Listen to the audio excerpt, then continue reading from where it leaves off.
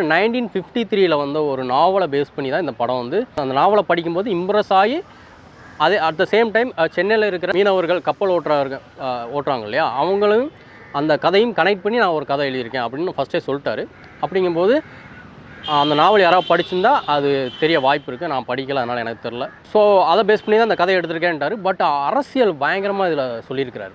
முக்கியமாக இந்த படத்தோட ஸ்டார்டிங் பாயிண்டில் ஒரு விஷயம் சொல்லுவார். அந்த இடத்துல வந்து ஒரு கேம்ப் மாதிரி நடத்துவாங்க. அப்போ ஒருத்தர் வந்து சொல்லுவார், இந்த மாதிரி சுதந்திரத்துக்காக நான் போராடுறேன். அப்போ இன்னொருத்தர் சொல்லுவாப்புல, ஒரு டாக்டரு, இதுதான் நீங்கள் சுதந்திரத்துக்கு போராடுறதா லட்சணமா? அதாவது பாகவதர் நடித்த ஒரு படத்தை 2 தீபாவளி வரைக்கும் ஓட விடுறீங்களே, இதுதான் உங்களுடைய சுதந்திர போராட்டம். ஏன்னா வேர்ல்டு வார் நடந்துக்கிட்டு இருக்கு. ஆனால் அதெல்லாம் உங்களுக்கு கவலை இல்லை.